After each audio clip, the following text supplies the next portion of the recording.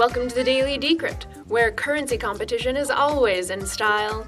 I am your host, Amanda B. Johnson, and today's episode is brought to you by BitShares.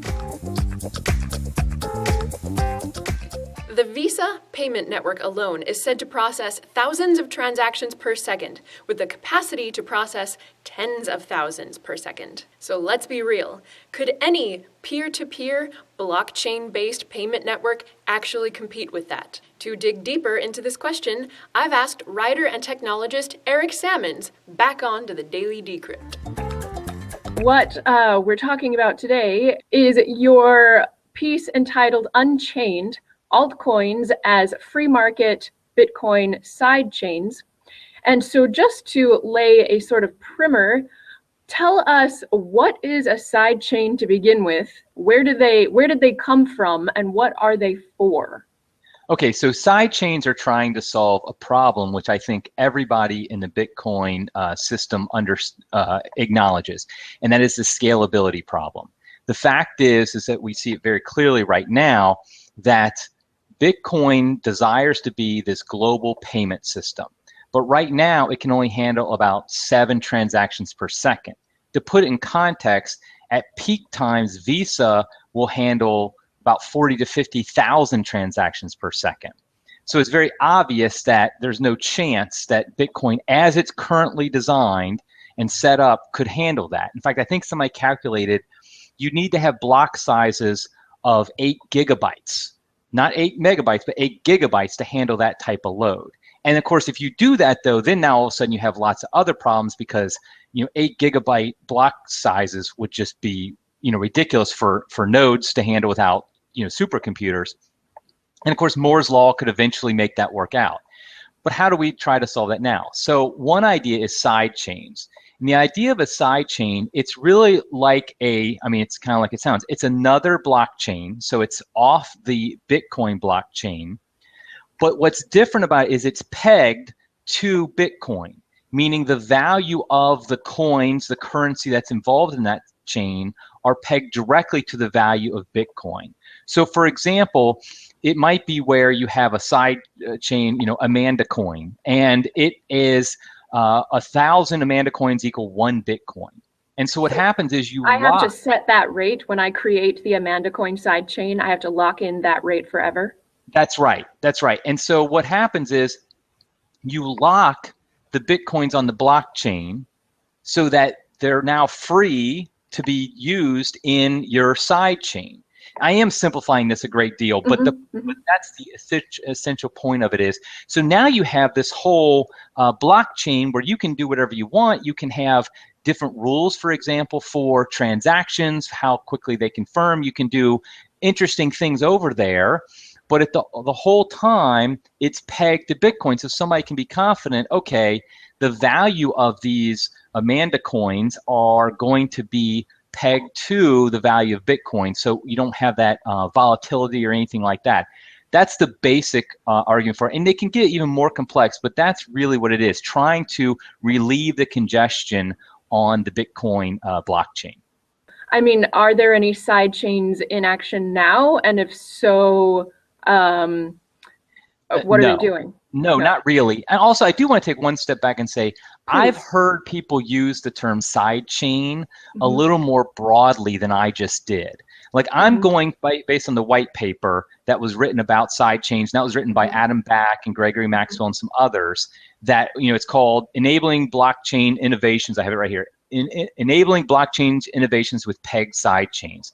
But I've heard, when I've heard other interviews, people talking, they talk about sidechains in a more broad way of anything that somehow is a network that interacts with Bitcoin.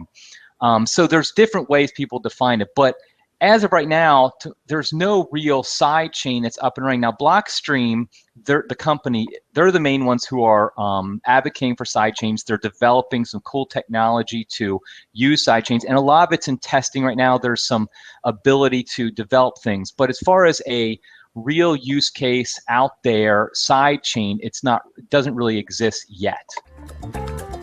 Sponsored shout out from ChangeTip, the popular social tipping service, which is currently getting an upgrade to allow its users to have control of their own Bitcoin private keys. In other words, ChangeTip will soon be a hot wallet. You can open your own ChangeTip account and/or request an invite to test the new hot wallet while it's in beta at changetip.com/wallet. In your piece, you go on to say that you don't think that the sidechain for scaling is the best solution. And now, why is that? Yeah, if you look at if you know about sidechains, one thing when you understand, you start to tell yourself, wait a second, this is an altcoin. We're talking about altcoins, but what they've done is they're trying to take away what they think are some of the bad things about altcoins. And one is the fact that, as we know, there's hundreds of altcoins, of which the vast majority are crap. I mean, they're just a pump and dump scheme, somebody who's incompetent trying to set something up. And so things like that. So yeah, I mean, and I acknowledge that. I think anybody involved with cryptocurrency knows that that's a fact. And so sidechains, they're trying to get around that by saying, okay, but it's always pegged to Bitcoin. But what I see that as is it's somewhat of a like a control freak type of mentality. Like, okay, we want to keep things safe for you people out there. We don't want you to have to deal with the potential that an altcoin could fail, that an altcoin might have a volatile price range. It might change in value over time. I say, though, that's what's called the free market, that things like that happen. Yes, there will be altcoins that will develop that they are pump and dump schemes. They are altcoins that are frauds and things like that. However, the great thing about altcoins is that anybody can start them up and the market will decide. If you really think about it, I know it doesn't really, the name doesn't work, but Bitcoin itself is an altcoin. When Satoshi came up with it, it was an idea by some nobody who just was like, hey, this is an idea. And he was basing it upon previous ideas, Hashcash or DigiCash and things like that. So he's, in a sense, forking those things, those different projects, and creating his own coin. And even the greatest Bitcoin maximalist who thinks Bitcoin solves everything and that it should be the only coin out there, they're really endorsing an altcoin as well. So what I would say is, the reason I like the idea of just altcoins is they allow for a free market to be created where the best solutions win. And so my example I use in the article, which I think is a good one, is that let's say you have two side chains. And one is at, you have Amanda coin, which is at 1,000 Amanda coins per Bitcoin, and you have an Eric coin, which is, 10,000. Well, let's say though, and so at that point, that means for every 10 Eric coins are worth one Amanda coin, because you just connect them like that. Well, let's say Amanda coin though is like this super awesome coin that comes up with some innovative feature that becomes like what everybody loves to use out there. Well, and my coin stinks. Eric coin is just like, it's kind of crappy. I mean, it's useful, but not really used that much. Well, my coin, there's 10 of mine, still's worth one of yours. And I think that's a problem, because I think if yours is the innovative one and yours is great, the value of it should go up. Because then what will happen is the market will then adjust and come into your coin. You'll get more miners. You'll get more powerful miners to secure your network better. You'll get more developers in the space. You'll get more merchants who are interested in using it, more users. All these things that should happen will happen in a free market. But if your value is fixed completely, then what happens is there's no real incentive to mine your coin, to develop it and anything like that over my coin. And so I think that's where we see the free market would allow for the best coins win. And so I see this as a long game. Yes, there are short-term problems to that, to altcoins just being the side change, because you have fraudulent ones, you have pump and dump schemes. But I think the long term, those things all work themselves out. And in fact, the fact that altcoins have such a bad reputation helps in a sense, because only the best coins kind of rise to the top level of being the ones that are useful. And you see that now. You see that in the market cap now, that what happens is the best coins kind of stay there, and the market adjusts to it. So I would say that I have a problem. I mean, side coins, side chains aren't, I think it's a good idea in a lot of ways. But I think a more natural way that you develop over time a free market solution is just to let these altcoins to develop and become separate blockchains that are all related to Bitcoin. That's the thing, is Bitcoin is the big brother right now, and it probably will be for a long time. So they all would be interrelated in a sense with Bitcoin. So now, why do you think, I guess firstly, why do you think that Bitcoin will be the big brother for a long time? Because like even you, like using the word like altcoins, right, insinuates by the word itself that there's a main coin. Right. And so why do you think that Bitcoin should be called the main coin, and why do you believe that it will remain the main coin? Well, first of all, when we say long time in this space means 2 years. I mean, it's not exactly, really long. So I would say Bitcoin does have, the first mover advantage, the network effect. And I do think that does help it go along for a while. But what I get frustrated by is this sense of entitlement you see with some Bitcoin enthusiasts, that Bitcoin, because it's first, because it has a network effect, it therefore is just like guaranteed to be the main coin forever. And I think that's ludicrous, because if and you see that in no other technology has that ever happened. I mean, you got IBM, you have Microsoft, you have all these examples where the first big one does establish a very established position, but then eventually they get too big for their britches and some young upstart comes in and takes over as the big one. And so I think that the exact same thing could happen with Bitcoin. I don't really want it to happen necessarily. I want the best one to succeed. And so I do think, though, what I could see very easily happening is where Bitcoin starts to change a little bit in becoming, I think all of us who got involved with Bitcoin over the years, we saw it as a global payment network that I can send you value very quickly, very cheaply, and without a centralized, trusted system. I mean, that's the selling point of Bitcoin. But as you saw with your experience yesterday of trying to send Bitcoin to Purse.io to make a purchase, now you're still waiting for that. Well, that's not a fast way to change to send value anymore. And so maybe, some of those things will get worked out. And I know there's a lot of things happening, segregated witness, maybe the block size limit will be increased someday.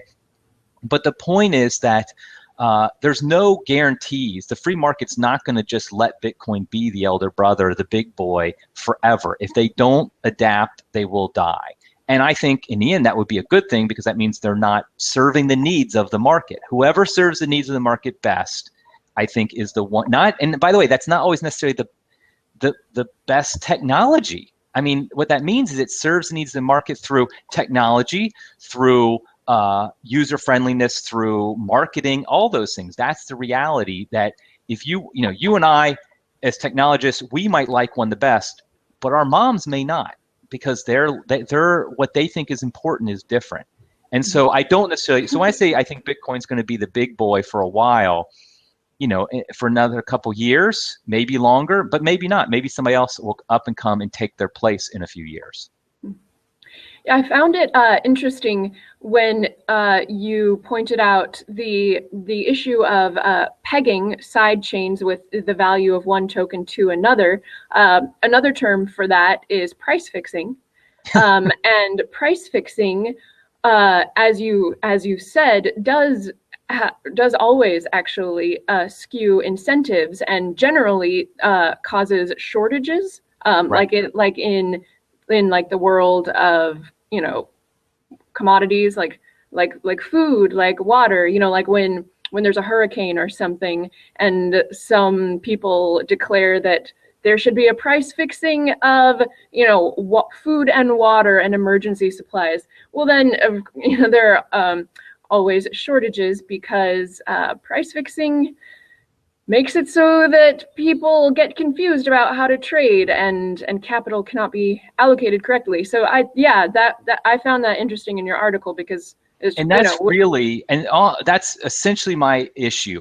I don't have any issues with the technology. The technology could be wonderful, it could be great. I have some issues with the economics behind it, because it's exactly what I'm seeing. It's like a price fixing thing where you're setting the price and you're not letting the market decide. Now, yes, a side chain that does very well will change the price of Bitcoin because because it's helping the Bitcoin ecosystem. Okay, yes, but it's only a percentage change that's not really reflecting the value that one side change, because what it's really doing is by increasing the value of Bitcoin, it's not increasing the value of all those other side chains, which may or may not be useful at all. Whereas a full free market does that. And I think a lot of it, I mean, I don't want to be too harsh, but I think it comes out a little bit condescending, like we don't want the plebes to have to worry about like, oh, the prices might change or something like that. It's like, you know, I mean, we're big boys and we should be, at least. I think we should have a market that is.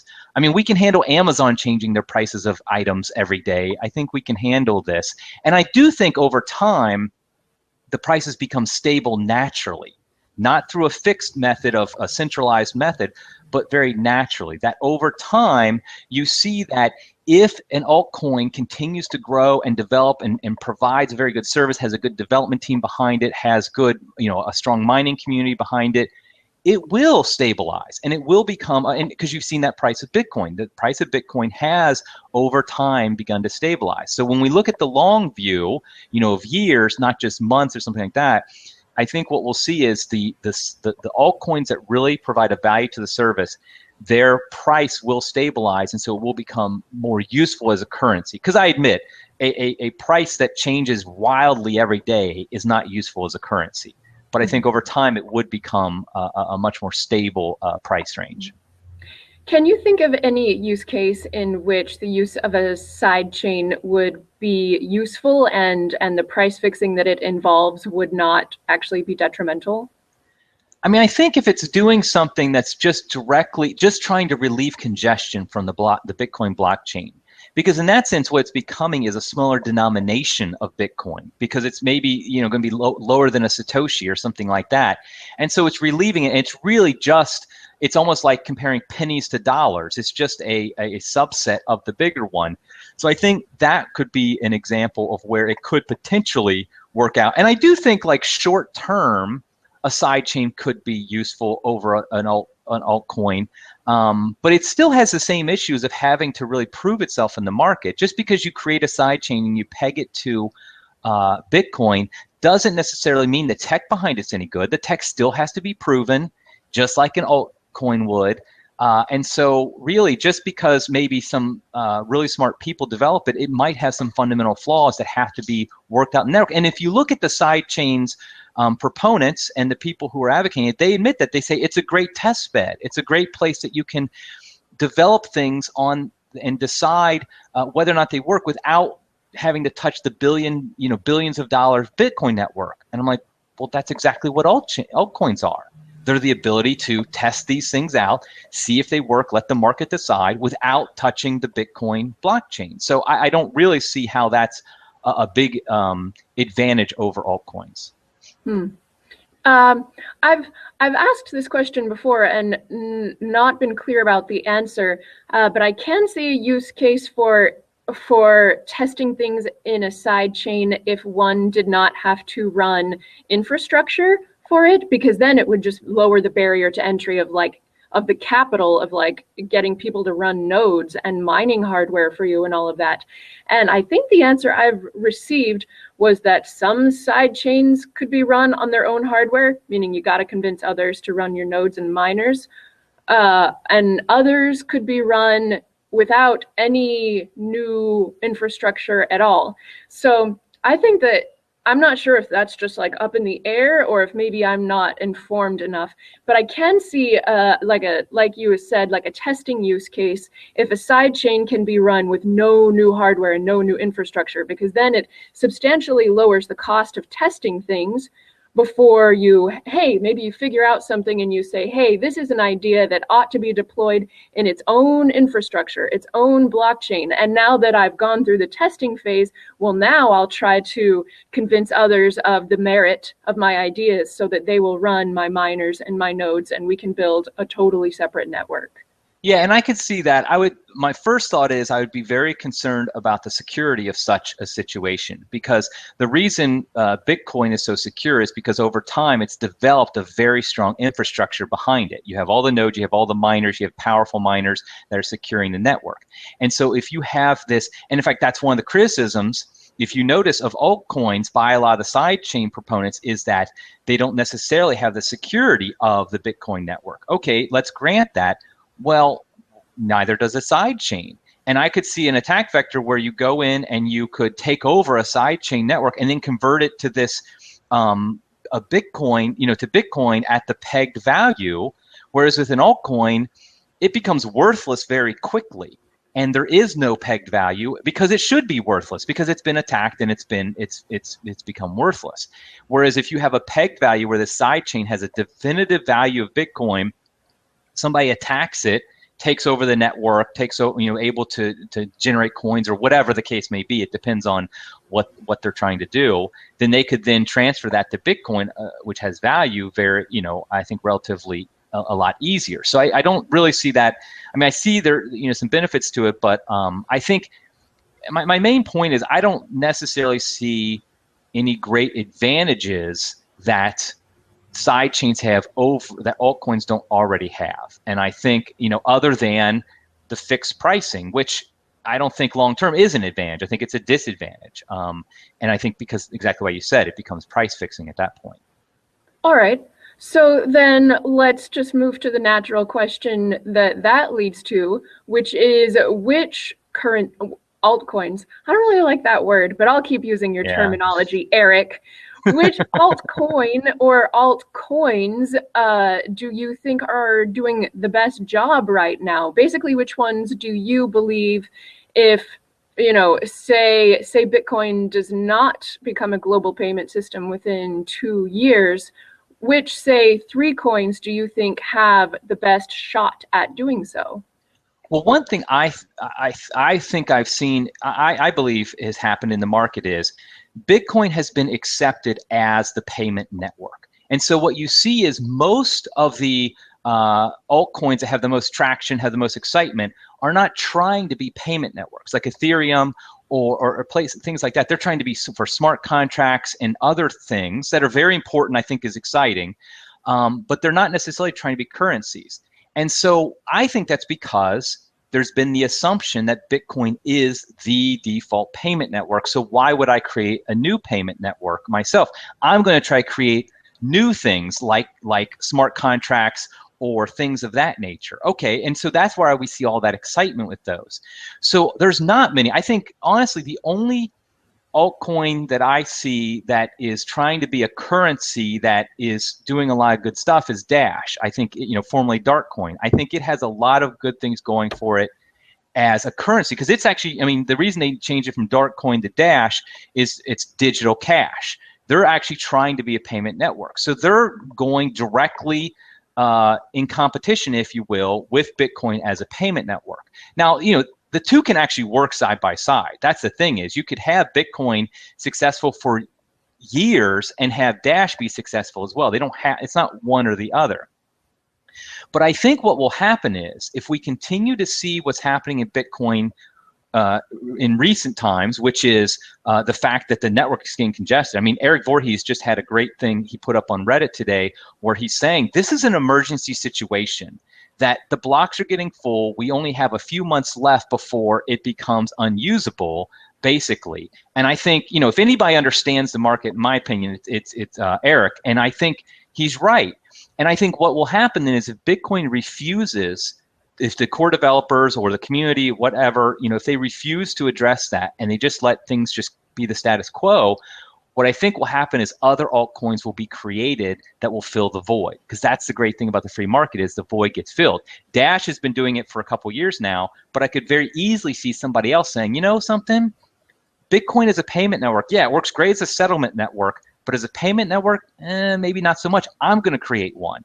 And there we have the free market, where something that doesn't even exist today is in just some guy's head or some gal's head, all of a sudden a year is the one we're all talking about. And we're like, wow, this is the exciting one. So I think, really, Dash is the only one I think that exists right now that I'm excited about as a currency. Well, let me But ask I think you could be other ones. about Dash's potential as a global currency. So as you had mentioned about Bitcoin, it would require, I believe you said, 8 GB blocks to reach the transactional capacity of, say, Visa. So do you see Dash as having the potential of picking up 8 GB blocks? Are these things that can and will be done with time? Or is imagining that a global payment network could all be transacted on one ledger perhaps not even conceivable right now? Well, I think it is conceivable. I just think we don't know the time frame for it to really be conceivable because, Moore's law says about how far hardware will go, and so we have a few years before 8 GB block sizes would really be, I think, And feasible. please, I ought to have asked you this earlier. Please describe Moore's law for anyone who's unfamiliar with that. Moore's law basically means that I'm trying to remember exactly what it is. It's basically the point is that hardware and network capacity always increases at a certain rate. And I knew you'd ask me, and I forgot the exact rate it is. But the idea is that over time, everything gets bigger and faster in technology. And it's the guy who founded Intel. And he said this back in the early 70s, and it's been true ever since he said it. The rate he said has basically been true. So it will continue to get bigger. So what seems like a huge block size, 8 GB sounds huge for block size for us today. In 2030, it might be like, oh, that's no big deal. I can do that on my little, flash drive or something like that. Right. So that's the basic point of that. I think I think if it was today, I don't think Dash or anybody could handle it. And that's just a reality.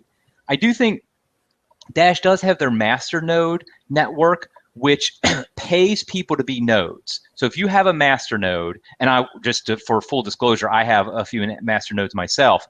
If you have a master node, then you're paid to have that. Part of the block reward pays you to have that master node. And because of that, the network can kind of force you to be better than just some guy. I have a Bitcoin node as well. I don't get paid for it, and it's running on a crappy little computer, and it's up and down based on my internet home connection. Whereas my master nodes are run on a 24/7 dedicated IP, better server, and they can increase the requirements. In other words, you don't get paid unless you have at least this size of a network capacity, this size of a hard drive. And so I think they have a better ability to scale without getting centralized in a forced way by having the master nodes just continue to be forced to upgrade. So I think that's one thing. But I do think even Dash, it's not overnight that could happen. It would take some time. I don't think any cryptocurrency could handle it today. It's interesting you bring up the hardware incentives and requirements for Dash's master nodes, because when I interviewed Dash lead developer Evan Duffield a few weeks ago, one of the questions that was coming about was since the collateral requirements for master nodes, which is currently 1,000 Dash per master node, were set when Dash was like half the value that it is now, one of the questions going around was, will the collateral requirement of being a Dash master node be cut, basically to increase the number of master nodes by lowering the barrier to entry? And I was impressed with Evan's answer, because what he said was, well, so if the collateral is cut in half, then we could assume that maybe the number of master nodes would double. So it would go from like 3,500 of what it currently is to like 7,000. And he said, the problem with that is that it would cut the pay going into these incentivized nodes also in half, which means their profitability naturally would decrease. And what he said was, I don't want that to happen, because I want these master nodes to be making enough money that they can begin to afford like seriously specialized hardware, like dedicated specialized hardware to be the people who run the second tier of Dash's network, because they are responsible for coin mixing via Privacy Protect, and they are responsible for making instant confirmations possible. And so, yeah, that just kind of like ties into, if it's possible that, say, the Dash blockchain could be processing 8 GB per block at some point. Like you say, like using Moore's law and time, it may be possible as hardware gets better if the people who are running that hardware have enough of an incentive to buy that stuff. Right, exactly. Because right now, the Bitcoin nodes are 100% altruism.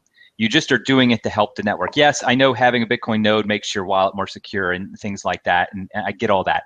But the real truth is it's altruism. You just are trying to help out the network because you can just have Bread Wallet on your iPhone or Mycelium or something like that if you want a wallet. But with Dash, you're getting paid, and it's like, 10 or 15% return on your collateral, and the collateral never leaves you, so you're always owning that. So you're not like investing 1,000 in Dash that you could then lose. You keep that in your possession at all times. It's just locked up. And so, yeah, you're getting paid for that. And because you're getting paid for that, the network then can demand things from you. I would never, I would not do a master node for free if I have to pay for it. If I have to pay for good hardware, better network connection, I'm not doing that for free. I'm only doing that if I'm getting paid. That's economic incentives 101. And so, yes, I think it has the capacity to kind of leapfrog Moore's law a little bit to say, okay, yeah, it's true. Well, you might do it for free. You run your Bitcoin node for free, but you don't keep it online all the time. So maybe it's a quality thing here. That's right. Exactly. I care very little about it in the sense of like, I'm going to be there and make sure it's all. So you're right. I might have a Dash node up and just be like, oh, whatever, it's up, it's down. I don't care. But the second tier network of Dash doesn't work if master nodes are doing that. They have to be up 24/7. They have to be, right now, the requirements are actually very low. I just saw them recently, but they're not like any. I think some people run master nodes on a Raspberry Pi right now.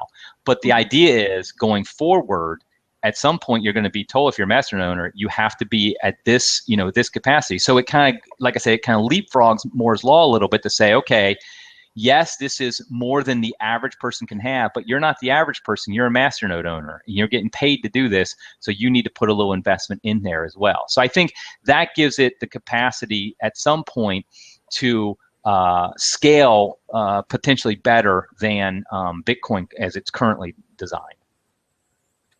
Interesting times. Well, as you said, so we have this eon in front of us of 2 years in the crypto sphere, and I can only imagine what it might bring. Well, actually, I can't imagine.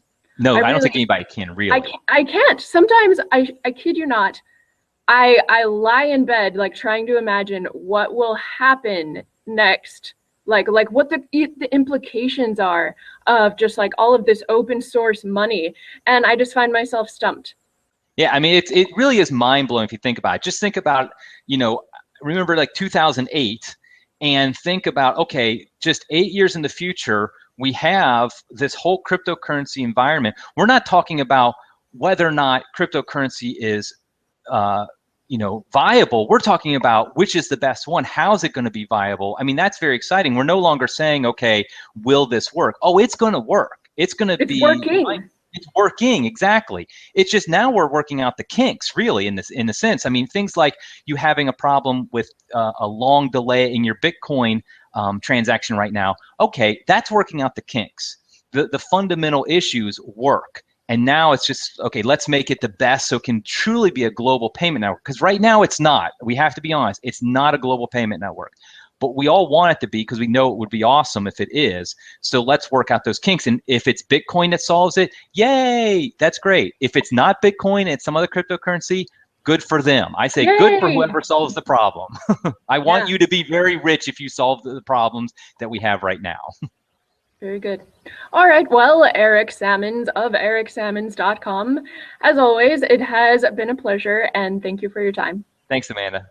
Today's episode is brought to you by BitShares, a currency which recently hard forked to allow a private mode for transactions in its next software version. BitShares has also converted its codebase to an MIT license and maintains a fiat on-ramp to its currency via the exchange CCEDK. You can learn more at bitshares.org.